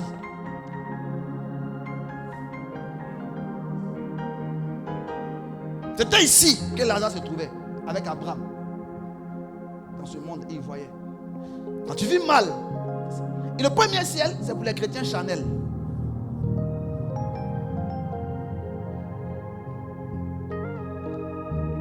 Avance, prophète. C'est pour ici. Chrétiens, samedi, l'emploi de nuit, dimanche, la lévite. C'est ici. En fait, nos vies spirituelles ont une correspondance dans le royaume des cieux. Pendant que la Bible dit dans Éphésiens que nous sommes dans les lieux célestes, n'est-ce pas? Donc, pendant que nous sommes sur la terre, nous sommes dans les lieux. Donnez-moi un amen, s'il vous plaît. Nous sommes dans les lieux célestes. Et notre positionnement dans les lieux célestes dépend des trois ici. Un chrétien, vous direz comment faire pour tout à l'heure. Vous me direz 4 choses pour progresser ici. On va aller jusqu'à ici. Parce que je vais vous choquer, ce n'est pas tout le monde qui sera au 3e ciel. Mais je vais vous poser une question. Tout le monde en Côte d'Ivoire, non? Est-ce que tout le monde habite à Cocody Golf à côté du président? Hein? Est-ce qu'il y a d'autres qui ne sont pas à Boribon? Ils ont cassé Boribana. Ils ont mis un quartier précaire. À Gbenta, il y a des gens qui ne sont pas à Gbenta. Mais ils sont à Abidjan, non? Non, répondez-moi s'il vous plaît. Hein? Malgré qu'ils sont à Gbenta, ils sont à Abidjan. Est-ce qu'ils sont à côté du président? Non. Pareil. Quand on sera au ciel, il y a des gens qui seront, il y a des gens là. Et puis écoutez, changez votre notion du temps et de l'espace. Parce que dans le monde spirituel, là-bas au ciel là, il n'y a pas le temps. Ok. Est-ce qu'il y a un comment tout ce qui est là-bas? Est-ce qu'on me Avance, prophète. Ça va? Ça va. C'est ici que se trouve la nouvelle Jérusalem. Quand les gens ils sont allés au ciel et puis ils ont vu les rues étaient en or, c'est ici. C'est ici que Jésus, c'est ici qu'on appelle la montagne de Sion. Ok. C'est ici que se trouve la montagne de Dieu. C'est ici que se trouve le temple de Dieu. Mais Dieu, je ne sais pas comment expliquer ça en français. Sa présence est comme partout dans le ciel, ici. Mais sa présence physique et tangible, c'est ici. Ok. Quand vous voyez Paul et Silas, un gars comme Paul ont été capables, lui seul, de bouleverser toute la terre. Lui seul avec l'évangile. C'est parce qu'il tirait ses ressources d'ici. L'onction du premier ciel est inférieure à l'onction du deuxième ciel. L'onction du deuxième ciel est inférieure à l'onction du troisième ciel. La sagesse du premier ciel est inférieure à la sagesse du deuxième ciel. La sagesse du deuxième ciel est inférieure à la sagesse du troisième ciel. Le premier ciel est pour les chrétiens charnels, le deuxième ciel est pour les chrétiens spirituels, le troisième ciel est pour les chrétiens vieillards spirituels. Le premier ciel est pour les appelés, le deuxième ciel est pour les choisis, le troisième ciel est pour les élus.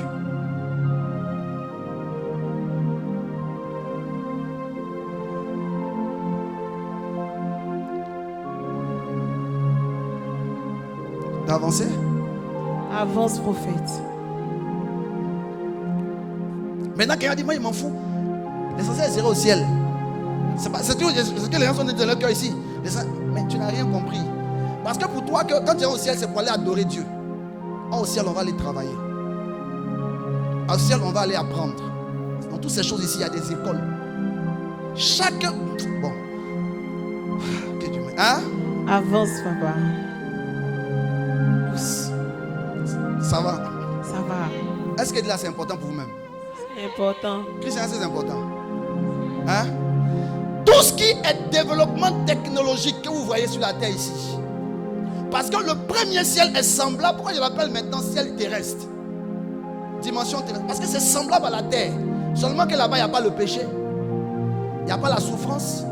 Il n'y a pas la douleur. Mais on sent la présence de Dieu là-bas. Mais c'est semblable. Quand tu dors souvent et que Dieu te donne de faire des expériences surnaturelles, le lieu où tu te trouves là, c'est ici. Très souvent. Le lieu, tu vois, tu te trouves dans un lieu qui est comme semblable à la terre. Est-ce que c'est déjà arrivé? Qui a déjà eu des expériences surnaturelles où tu es comme arlé d'un coin dans le ciel? Dans le ciel. Où tu as comme l'impression que c'est comme la terre. Mais tu as vu un ange qui est venu te parler. C'est ici. Est-ce que vous me comprenez? Parce que ici, là, ici, c'est le langage humain, le langage terrestre qu'on utilise. Mais quand on monte ici, c'est un langage spirituel. Je vais te dire des choses. Est-ce que vous pouvez comprendre ça? Avance, papa. En 2016, je suis allé dans le monde spirituel. Ça, on ne va pas mettre un petit internet de toutes les manières. En 2016, je suis allé dans le monde spirituel. Quand je suis allé dans le monde spirituel, j'ai eu plusieurs visites dans le monde spirituel. C'est ici que se trouve la salle des archives. Je ne sais pas comment vous expliquer ça, mais vous allez comprendre ça un jour. Le jour qu'on sera au ciel, vous allez comprendre. Je suis venu ici. Ici, là, c'est comme la terre.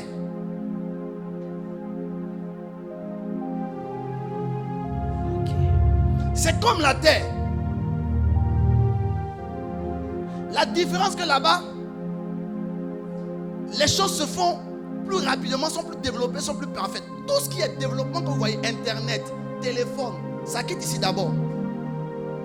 Parce qu'ici, on crée des technologies pour faciliter la communication entre les humains qui sont ici.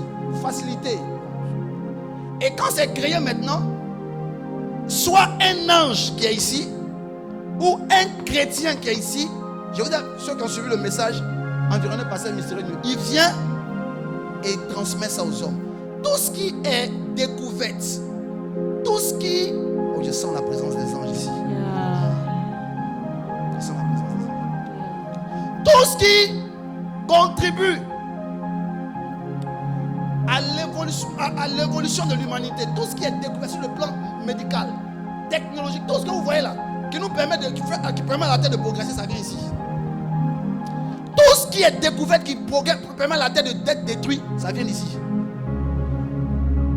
Ça vient du monde des ténèbres. Parce qu'ici on est obligé. Parce que tu ne peux pas comprendre le langage d'ici. Est-ce que vous... Parler en langue qu'on fait là, c'est pour ici là. Mais ici, il y a ce qu'on appelle la langue céleste. Yes. Tu connais le prophète, il y a un prophète zimbabwéen là. Philippe Banda. Tu connais Philippe Banda? Quand moi je suis allé au ciel, on m'avait enseigné ça. J'ai cru que c'était de la folie en fait. C'est là qu'on m'a enseigné sur la langue céleste. Et quand je suis descendu, j'ai expliqué ça à un ami prophète. Un aîné, mais bon, ça paraissait fou. Et un jour, je vois le prophète Philippe Banda. J'ai cherché la vidéo, je vais vous montrer ça. Je vais partager ça même. C'est pas que tu as suivi la vidéo. Il parlait. Tu as suivi ça? Oui. Et puis il a écrit là. Merci. Toi, tu as vu la vidéo. Et il a écrit la langue qui est parlée ici. Il a écrit ça. Il a dit que vous qui parlez en langue, quelqu'un lit ça. Et il a prié pour une dame. La dame a perdu connaissance. Il dit que si tu arrives à lire ça, la dame se relève. Et quand il a parlé, c'était la même langue que j'avais entendue quand j'étais ici. Non, parlant langue qu'on fait l'isha, la phonée, aïkida, c'est ici. Mais ici, il y a ce qu'on appelle la langue céleste. Peut-être ça va vous choquer, vous n'êtes pas d'accord. Mais moi, je vous donne des informations. Quand c'est au ciel, on verra qui a raison. Moi, je vous dis ce que moi j'ai vu, ce que j'ai reçu. Parce que tout prédicateur peut prêcher de 4 manières. 1 Corinthiens 14, verset 6. Il peut prêcher soit par doctrine, il peut prêcher par connaissance, il peut prêcher par prophétie ou par révélation. Ce que je vous dis là, c'est une révélation, une prophétie. Si vous voulez croire, si vous voulez ne croyez pas. Mais je vous dis ce que j'ai vécu. Et je n'ai pas été le seul. Et quand je ne croyais pas, il dit à Dieu, montre-moi un verset de la Bible qui prouve que je ne suis pas devenu fou. Je ne suis pas devenu fou, mais ce n'est pas des démons qui montrent. Ils m'ont montré l'histoire de Daniel, le doigt qui est écrit sur le mur. Daniel était ici. Il faisait partie de cette sphère. Voilà pourquoi il pouvait lire ce qui était ici. Le doigt qui est écrit sur le mur, compter, peser, diviser, personne ne pouvait lire. Wow. Révélation. Je ferme la parenthèse. Ça va? Amen. Ça va? Amen. C'est ici. Dieu dans son plan ne veut pas qu'on reste ici. C'est ici. Il nous attend au 3e ciel. Et pendant qu'on est sur la terre, on peut être connecté au 3e ciel. On peut être connecté au 3e ciel. Paul a entendu des choses. Comment un homme, regardez, écoutez, regardez, lisez les lettres de Paul. Regardez la vie de Paul. Il était comment? Quand on voit des gens comme les Tibi Jéchoua, des gens comme les Kakou Sévérin, les gens comme le papa David Oedebo, ils sont comment? C'est pas la même Bible qu'on a? Nous, moins jeunes que eux. Plus que eux. Et ils sont comment? Il est comment? Il est en train de construire une église de plus de 100 000 places. Il est comment? Tchè. Moi, je suis au 237e jour de jeûne. Lui, il n'a jamais fait ça. Mais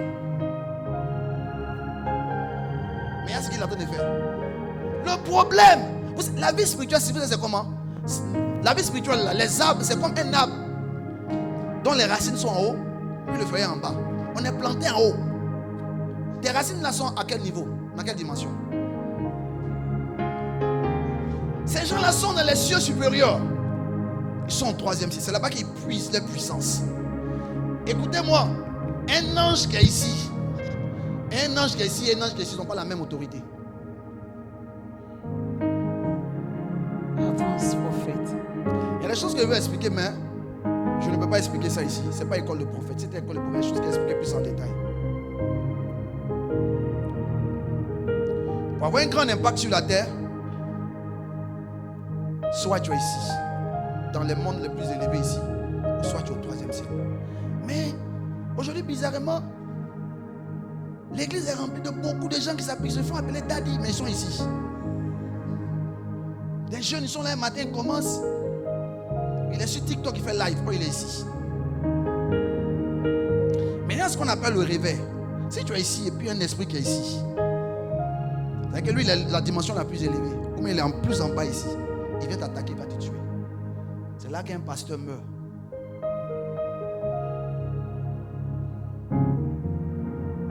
C'est là que les sorciers tuent les chrétiens. Et on dit que la viande des chrétiens c'est tout. Parce que la viande, il n'y a pas péché dedans. C'est comme viande d'éléphant. C'est comme viande de cheval. C'est blanc comme ça. Ce que les sorciers disent, c'est tout. La viande des chrétiens c'est tout. Parce qu'ils sont confessés, ils sont purs.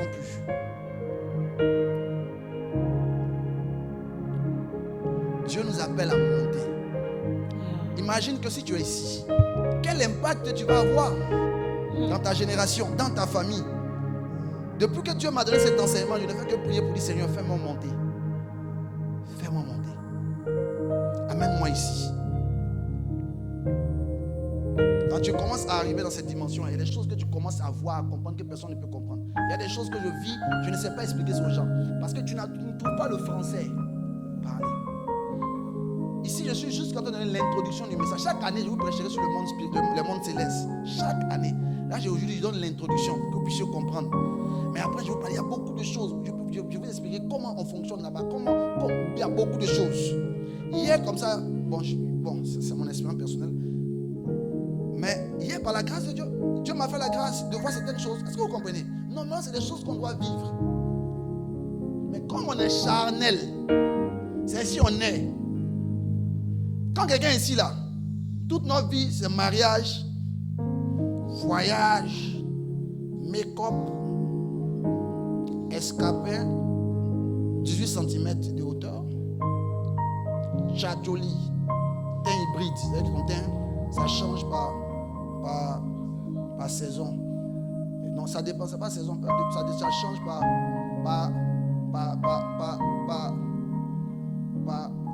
coupe bancaire. C'est-à-dire que quand ton compte bancaire beaucoup, ça monte ton teint, on te voit, tu es marron. Voilà, merci, tu as parlé en gros français, sinusoïdal. C'est-à-dire que quand l'argent là, tu as un teint marron, placate. Mais un teint jaune champagne. Maintenant, quand la galère vient, tu commences à devenir bronzé. Hein? Quand c'est chaud, tu vas où ça? Tu vas où ça? Faut t'asseoir. Tu vas où ça? Mais c'est toi. Hein? Quand c'est gâté, tu deviens des bananes noires là. Hein? C'est là que tu es obligé de porter. Quand tu portes chaussures, tu es obligé de porter pas en bas. Mettre tes pieds en bas là. Tu as Coca-Cola. Tu as un style Coca-Cola. Coca-Cola. Et en bas ici, c'est Coca. En bas, il y a Cola. Je vous dirai 4 choses qu'il faut faire pour progresser spirituellement. Ça va? Amen. Si je m'arrête là, je n'ai rien fait. Qui veut progresser? Quand on dit qu'on fait des progrès spirituels, c'est de ça qu'il s'agit. Nos progrès spirituels sont en parallèle avec les 3 cieux.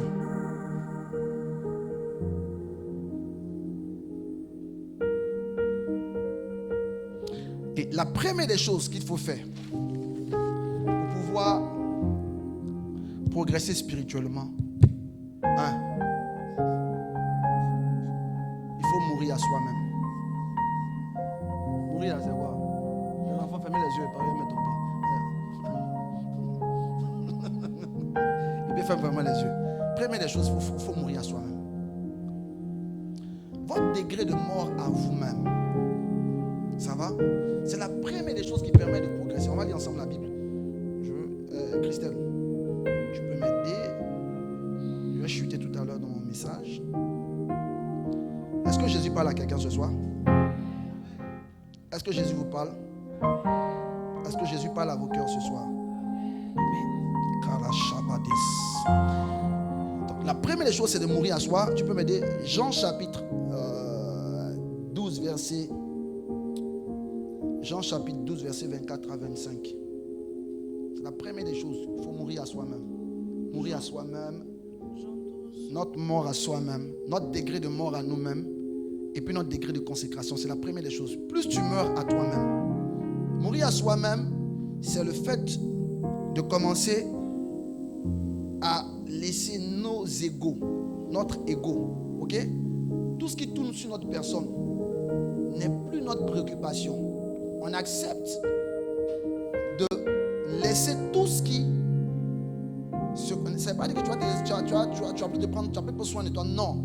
Mais tout ce qui fait que tu es au centre de toi-même. Il faut que moi, ce soit moi. Je dois être toujours ça. Il faut ceci. Vas-y, lis. Jean chapitre 12, verset 24 à 25. Jean chapitre 12, verset 24 à 25. En vérité, je vous le dis. Si le grain de blé qui est tombé en terre ne meurt, il reste seul. Mais s'il meurt, il porte beaucoup de fruits. Celui qui aime sa vie la perdra. Et celui qui hait sa vie dans ce monde la conservera pour la vie éternelle. Luc 9, verset 23. Vous allez comprendre bien qu'est-ce que je veux dire par mourir à soi-même. Vas-y. Luc 9, verset 23. Luc 9, verset 23. Puis il dit à tous, si quelqu'un veut venir après moi, qu'il renonce à lui-même. Qu'il renonce à lui-même. Ok?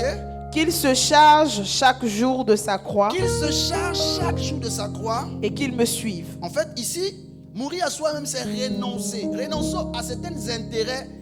Renoncer à certaines choses qui vous empêchent d'être agréable au Seigneur. Ok? On voit dans Daniel chapitre 1 que la Bible dit Daniel refusa de se souiller en mangeant les mets du roi. Qui a déjà vu la table d'un roi?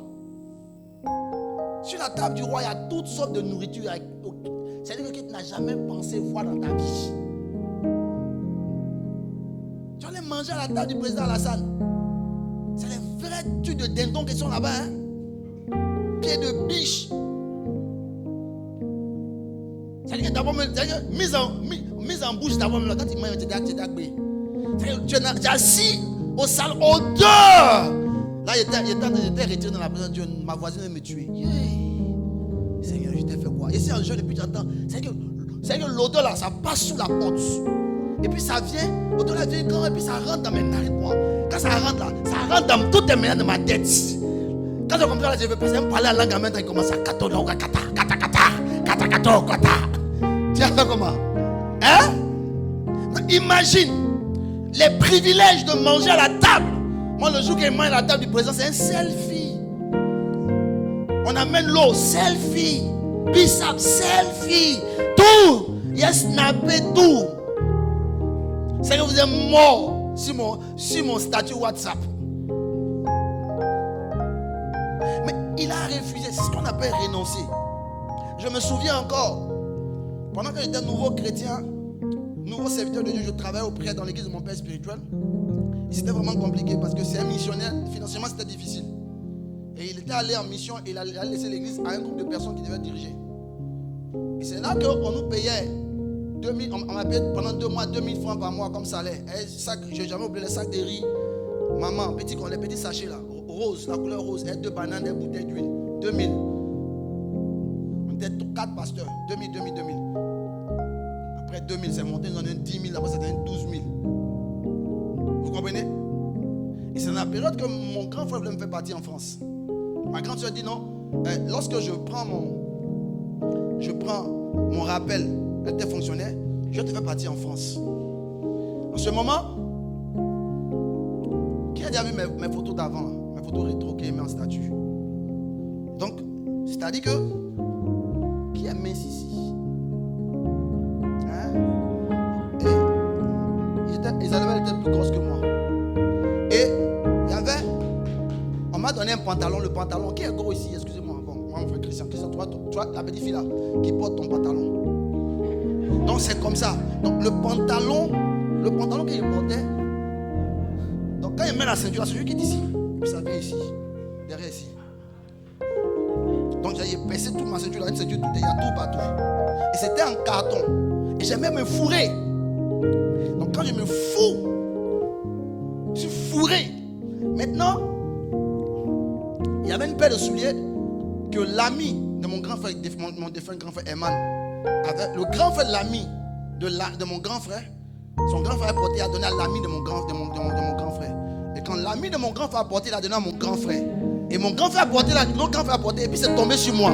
Donc c'était une John Batton. La John Batton était percée ici.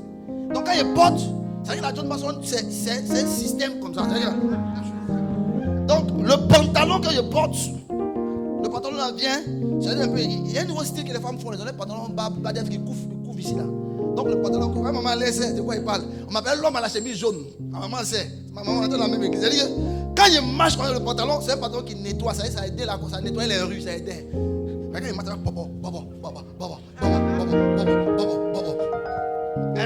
Mais voyez, Dieu est dedans. Et c'est dans ça là que ma grand-sœur dit qu'elle devait partir aux États-Unis, qu'elle devait partir en France. Il ne veut pas. Ma maman dit voilà, ton père spirituel est envoûté. C'est un Burkinabé, non? Les Burkinabés, ils ont envoûté mon fils. Oh. C'est lui qui a de me laver les deux. Ma grand-soeur et ma maman sont venues sur moi. Tu vas partir? Non. Le Burkinabé, il t'a envoûté. Mais il a gagné quoi? Bon, 100 francs était comme 100 000 pour moi. 100 francs. C'est dans ça qu'il ne veut pas. Après, mon grand frère dit bon, on te fait partir aux États-Unis. Tu rentres dans un réseau de pasteurs là-bas. Quand tu rentres là-bas. Et non, Dieu m'a dit reste à côté du Burkinabé là. Le gars il est envoûté. Non, c'est nous on sait ça. Maman parle guérir là-bas. L'enfant, j'ai dit voilà. J'ai renoncé. Parce que ici là, avec mon père spirituel, rien ne garantissait. Rien, il n'y avait rien. Et jusqu'à je suis resté attaché à mon père spirituel, pas parce qu'il a l'argent. Parce que Dieu m'a dit c'est ton père spirituel. Est-ce que tu comprends? Vous voulez monter dans les choses de l'esprit? Apprenez à renoncer à vous-même. Vous voulez monter dans les 3 cieux? Première chose, il faut renoncer à vous-même. Mourir à vous-même. Allez dans la consécration. Consacrez-vous à Jésus. Consacrez-vous à sa parole. Consacrez-vous à la prière. Consacrez-vous à sa présence. Consacrez-vous à ce qu'il vous demande de faire. Plus vous serez en train de le faire, plus vous allez monter. Il n'y a pas de raccourci. C'est comme ça. Quand Jésus te dit lève-toi à 4 heures, lève-toi à 4 heures. Mais pour aller au travail, tu te lèves, on dit à 4 heures, 2 heures, tu es déjà debout. Mais pour te lever pour le Seigneur à 4 heures, il n'a qu'à attendre. Et puis vous voulez monter. Tu vas descendre. Quand on dit qu'une personne a rétrogradé spirituellement, ça veut dire qu'elle a quitté la dimension. Elle descend. De monde, les mondes célestes, là, elle descend. Tu vas te retrouver en bas. C'est la première des choses. La deuxième chose qui permet à quelqu'un de grandir, de monter dans le monde spirituel, dans les mondes célestes, la deuxième chose, c'est sa mesure de révélation du Seigneur Jésus et de ressemblance. À quel niveau tu connais Jésus? À quel niveau tu lui ressembles? 2 Corinthiens chapitre 3, le verset 18. La Bible dit: nous tous le visage découvert, qui contemplons le Seigneur comme dans un miroir, nous sommes transformés de gloire en gloire. Plus des joies et la joie, des joies. Okay. Plus vous souffrez, plus tu as la révélation, excusez-moi, plus tu as la révélation du Seigneur, plus tu montes. Plus tu montes. Plus tu lui ressembles, plus tu montes. Je vous dis même, c'est la voie par excellence. Plus la révélation de Jésus dans ta vie augmente, plus tu lui ressembles, plus tu montes. Parce que tous les 3 cieux sont la statue parfaite du Christ. Est-ce que quelqu'un comprend ce qu'il dit? Supposons que sur le Christ qui est là. Tout ça là, premier ciel jusqu'au 3e ciel, tout ça, ça forme le Christ. Parce que la Bible dit tout, les univers visibles, l'univers visible comme invisible, les univers sont en Christ. Tout le ciel est en Christ. Or la Bible dit dans Éphésiens chapitre 4 que nous devons croître jusqu'à la statue parfaite du Christ. Quand on parle de la statue parfaite du Christ, c'est lié aussi aux 3 dimensions célestes. Plus vous allez connaître Jésus, plus vous allez ressembler à Jésus, plus vous allez monter. Et plus vous montez, vous avez accès à des mystères. Il y a des choses. Paul dit quoi? Il allait au 3e ciel, il y a des choses qu'il ne t'est pas permis de dire. Il y a des choses que je ne peux pas vous dire ici. Je ne peux pas. Si vous dites vous-même là, vous allez pouvoir dire Jésus faux, vous allez me dire des choses, même moi, il y a des problèmes dans le monde. Est-ce que vous me suivez? Mais tout part de Jésus. La vie chrétienne est en Christ pour Christ et par Christ. En matériel, il n'y a pas de vie chrétienne. La vie chrétienne commence en Christ. Elle est pour Christ, elle est par Christ. Toute la vie chrétienne, c'est lui. On n'est pas venu la vie chrétienne pour être des stars. Non. On est venu pour être l'image et la ressemblance de Jésus. De sorte que partout où on passe, on voit Jésus. Maintenant, si tu as la ressemblance de Jésus, puisqu'on a tout pleinement en Jésus, le fait que tu as son image, tu ne manqueras de rien. C'est là que David dit: l'Éternel est mon berger, je ne manquerai. Il est mon berger. Ça veut dire que je suis sa brebis. La relation entre lui et moi, c'est une relation d'obéissance, de soumission et d'écoute. J'écoute sa voix et je lui obéis. N'est-ce pas? Si je fais ça ici, parce qu'il est mon berger, ici, j'entre dans la dimension où je ne manquerai de rien.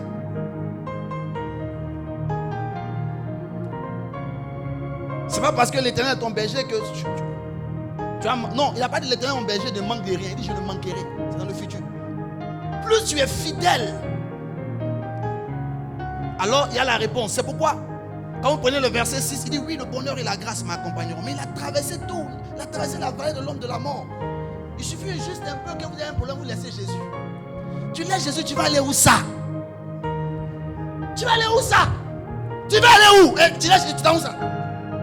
Tu vas aller où ça? Non mais, c'est-à-dire que je me pose, toi tu laisses, tu vas aller où vas-tu aller sans Jésus? Moi je me pose la question, les gens qui vivent, ils font comment?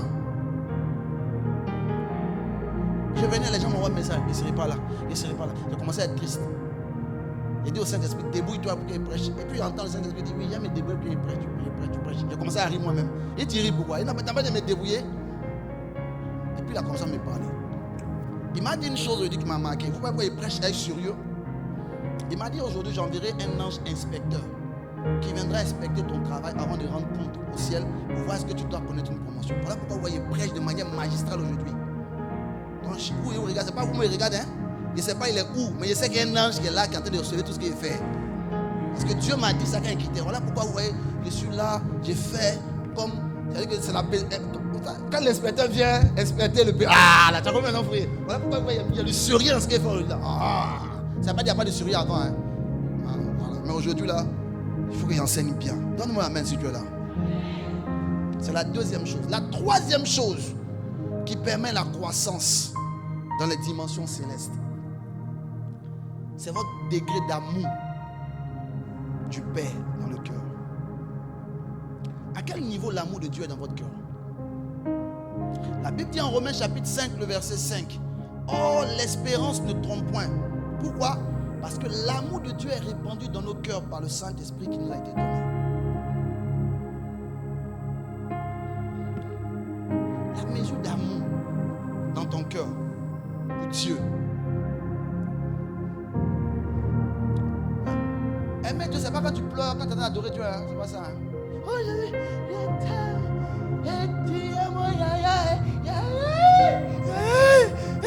Moi, il n'y a pas les gens qui adorent comme ça. Là. Non, c'est pas mauvais. Hein. On peut même pas. Il y avait un frère qu'on était à force pour là. Et puis lui, il aimait adoration. Quand il commence à dire, oh Jésus! Ah, mon frère, c'est quoi? Quand il commence l'adoration, c'est qu'il y a toujours pleuré dedans. Là, tu pleures. Non, comment c'est ça? Donc, on ne veut pas qu'il adore. Quand il va prendre le micro là, il va. Je t'aime, je te tue. Ah, mon frère. C'est pas ça. Aimer le Seigneur, l'amour ne consiste pas en parole et en acte. Mais l'amour aussi ne consiste pas seulement en acte, mais en parole.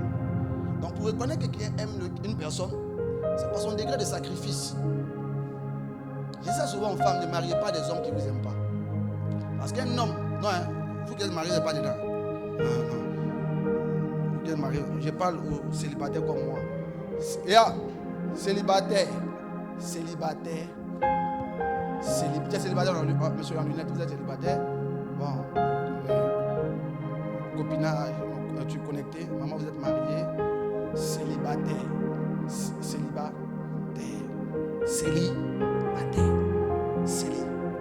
Écoutez-moi, célibataire. Femme célibataire. Ne mariez pas un homme qui ne vous aime pas. Parce que la Bible dit mariez, aimez vos femmes. Femmes, soumettez vos hommes. Lorsqu'un homme aime une femme, Jésus dit, Paul dit qu'il va se sacrifier comme Christ s'est sacrifié pour l'église. L'amour est toujours démontré par le sacrifice. Et votre sacrifice est démontré par vos actes et vos paroles vis-à-vis de Dieu. Qu'est-ce que vous posez comme acte concernant le Seigneur? Aller à l'église, ce n'est pas un sacrifice. Lire ta Bible, ce n'est pas un sacrifice. Prier le matin, c'est pour toi-même ton bien, ce n'est pas un sacrifice. Le sacrifice commence lorsque tu es prêt à te lever, aller dans les coins pour Jésus. Poser des actes pour Jésus. Soutenir son œuvre, c'est difficile. Mais tu dis, je disais ça à mon fils, il faut rire. Il ne faut pas regarder à ça. Dieu aime les gens qui se sacrifient. La Bible dit dans le psaume 50, Dieu dit, rassemblez-moi mes fidèles, ceux qui ont fait alliance avec moi par le sacrifice. Quand tu sacrifies quelque chose à Dieu, tu rentres dans une alliance inconsciente avec Dieu. Tu as sacrifié quoi? Moi, j'ai sacrifié ma jeunesse pour Jésus. Tu as sacrifié quoi? Donner 50 000 francs à Dieu, c'est pas là. C'est ça qui est sacrifice là. D'ailleurs, on baissait les têtes. Ils ont dit, pour faire jouer l'antenne. C'est que dans l'église, il y a deux choses qui fatiguent les chrétiens, la prière et puis l'argent. Vérité. Quand on dit on commence à prier, tu vois, les gens deviennent lourds en même temps. Quand on dit l'argent, c'est fini, on a touché en même temps. Tu as sacrifié quoi pour Jésus?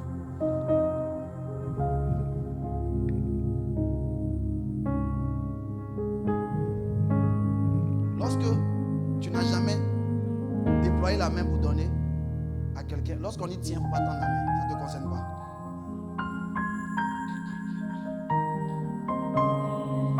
Avance, prophète. Quel est le niveau de sacrifice que tu peux faire pour Dieu? J'aime donner le témoin que notre père spirituel donnait. Il dit qu'il était encore à l'occulture dans son église. Et quand il prêche, il n'a pas, l'offrande, ce n'est pas une grande somme. Parce qu'un apôtre vient dans son église. Et l'apôtre est monté à la chair. Et il dit, lui n'aime pas la pauvreté. J'étais ici dans toi, une dame a donné 10 000, qui a donné la calculatrice du Seigneur, du Saint-Esprit. Tu donnes 10, c'est multiplié par 10, par 100. Elle a donné 10, elle a donné 10, c'est multiplié par 1 million. Qui veut donner 100 000? Hein? Ça lève les mains. Pendant que dans l'église, il y a les problèmes. Quand vous voyez des fois arrêter devant vous bien habillés, là, on a des problèmes aussi. Hein? On ne vous dit pas ça. On ne vous dit pas ça. Le problème de l'homme de Dieu, c'est toujours vers la fin du mois. Mais son cœur bat quand le loyer vient. Donne-moi, mais tu souris. Tu vois comment ça? Maintenant, c'est dans ça, toi, tu veux faire songe où il y avait un bœuf noir. Tu vois, il y a qu'à expliquer, il y a un bœuf noir. Après, la bœuf là, c'est en rouge. Après, tu as vu une dame, la dame elle a porté soutien rouge. Et puis, lui va expliquer ça là comment. Donc, quand le prophète est venu, il a parlé en langue. Non, prophète, riba toto, toto, patato. Ah, il dit, pasteur, la toto, dehors. Ça vous fait rire. Voilà pourquoi les hommes de Dieu meurent vite. C'est la rentrée scolaire. Hein? Dieu merci, il n'y a pas encore d'enfant. Ni marié. Et vous voyez, rentrée scolaire accélérée en même temps. Quelques mois après, c'est quoi? Décembre, Noël. C'est là que, comme mon papa disait, c'est là que Django sera souffert. C'est là que tu as expliqué ta vie. Mais quand il quitte là, vous voulez qu'il dégage l'onction comment? Moi, on m'a dit, voyager là en France, donc je dégage plus l'onction, il va faire un petit. Je conserve ça pour les blancs. T'imagines, tu as fait tomber un blanc sur l'onction, c'est au moins 1000 euros. Donc, je me concentre sur les blancs. Quand il vient ici maintenant, j'ai décidé maintenant de faire un fire meeting enseignement, un fire meeting power. C'est comme ça qu'on a travaillé. Prochain fire meeting, portez jean pour venir ici. Femme, je vous donne, moi, je vous dis, portez pantalon, jean, mettez les choses. Non, je suis sérieux, hein. C'est délivrance, hein. C'est quand c'est passé ici là. Ah, je vous avais dit ça la dernière fois, non? Vous avez vu, non? Ça sera terrible. Le médium de Bethesda.